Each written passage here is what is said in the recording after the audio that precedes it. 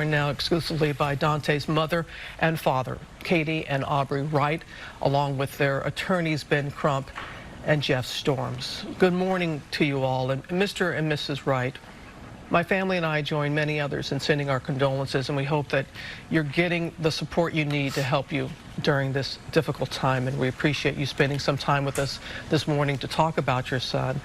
Mrs. Wright, you said that your son, Daunte, called you after he had been pulled over by the police. Can you please share with us what you all said to each other? He called me and he said, Mom, I've just been pulled over. I said, for what? They said they pulled me over because I had air fresheners hanging in the rearview mirror. I said, okay, we'll take them down. And then he said, well, they're also asking for insurance. And I said, well, when the police officer comes back up to the window, give him the phone and I can explain and give him all the insurance information. He said, okay. And then the police officers came back up to the window and asked Daunte to step out of the car. And Daunte said, for what? Am I in trouble? And the officer said, we're going to explain that when you step out of the car. And they asked him to put the phone down. And I heard the phone getting put down pretty hard, whether it was on the floor. I don't know where he put the phone down. And then I heard scuffling and the girl that was with him screaming. And I heard an officer ask for them to hang up the phone, and then I didn't hear anything else. I tried to call back three, 4 times, and then the girl that was with him answered the phone, and she said that they shot him, and he was laying in the driver's seat, unresponsive. And then I heard an officer ask her to hang up the phone again, and then after that, this is the last time I've seen my son. I haven't seen him since. I'm so sorry. It's just the anguish. And Mrs. Wright, you were on the phone for so long with your son, and it seemed at first that the things were under control. Do you have any idea how it escalated the way that it did? Why it escalated the way that it did? I don't know. I know my son was scared. He's afraid of the police. And I just seen and heard the fear in his voice, but I don't know why. And it should have never, ever escalated the way it did. No, ma'am.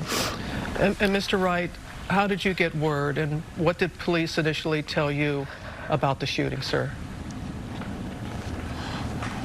Well, I got word from my wife. She called me, and she was screaming and telling me what was going on, and I was, it was a normal day for us. We started off as a normal day. I haven't talked much to the police at all. They haven't given us any information. They haven't pretty much given us any information at all. We do know that the police chief, he said that he believes that the shooting, that the officer meant to shoot the taser, not her gun, and that it was an accidental shooting. Do you accept that explanation, Mr. Wright? I cannot accept that. I lost my son. He's never coming back. I can't accept that. A mistake, that doesn't even sound right. This officer that's been on the force for 26 years. I can't accept that. And Mrs. Wright, we know that the mayor has called for this officer to be fired, to be relieved of her duties. What would you like to see happen, ma'am? I would like to see justice served and her held accountable for everything that she's taken from us. And we do know that people are outraged, as in the reports, and we're seeing how people are upset. Many people are upset that, again, another black man has lost his life at the hands of police. But you all have been consistent in calling for peace and calm. So, Mrs. Wright, what do you want to say to those who want to take to the streets on behalf of your son? I want to say thank you so much for the support and standing by us and making sure that my son's name has been heard, and asking for justice and asking for that that we get everything that we need out of this and making sure that my son's name doesn't get swept under the rug and forgot about.